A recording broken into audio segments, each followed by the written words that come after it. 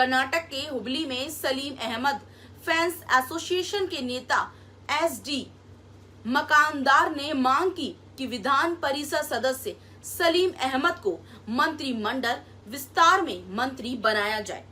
उन्होंने कहा कि सलीम अहमद ने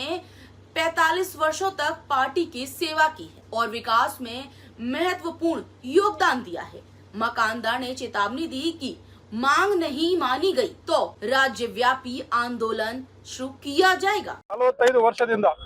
ಕಾಂಗ್ರೆಸ್ ಪಕ್ಷದ ಸತತವಾಗಿ ಸೇವೆಯನ್ನು ಮಾಡಿಕೊಂಡು ಬಂದಂತಹ ಶಾಂತಿಯ ದೂತ ಎಂಬ ಬಿರುದನ್ನು ಪಡೆದಂತಹ ಸನ್ಮಾನ್ಯ ಶ್ರೀ ಸಲೀಂ ಅಹಮದ್ ಸಾಹೇಬರು ಇವತ್ತು ಅವರಿಗಾಗಿ ಇಲ್ಲಿ ನ್ಯಾಯ ಸಿಗಬೇಕು,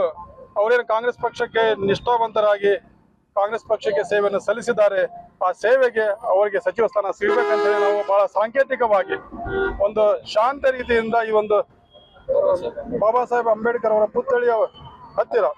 ಇವತ್ತು ಇದು ಒಂದು ಮನವಿ ಕೊಡ್ತಕ್ಕಂಥ ಕಾರ್ಯಕ್ರಮ ಹಾಗೂ ಇದು ಒಂದು ಪ್ರತಿಭಟನೆ ಕಾರ್ಯಕ್ರಮ ಹಮ್ಮಿಕೊಂಡಿದೆ। ಇದು ಕೇವಲ ಸಾಂಕೇತಿಕವಾಗಿ ಕಾರ್ಯಕ್ರಮ ಇದೆ, ಇನ್ನೂ ಬಹಳ ದೊಡ್ಡ ರೂಪದಲ್ಲಿ ಸುಮಾರು 2 ದಿನ ಬಿಟ್ಟು ಬಹಳ ದೊಡ್ಡ ರೂಪದಲ್ಲಿ ಈ ಕಾರ್ಯಕ್ರಮ ಇಡೀ ರಾಜ್ಯಾದ್ಯಂತ ಇದು ಆಗಲಿದ್ದು, ಅದಕ್ಕೆ ಕಾಂಗ್ರೆಸ್ ಪಕ್ಷ ಈ ಉತ್ತರ ಕರ್ನಾಟಕದಲ್ಲಿ ಏನು ನಮ್ಮ ಅಲ್ಪಸಂಖ್ಯಾತರಿಗೆ ಅನ್ಯಾಯ ಆಗ್ತಾ ಇದೆ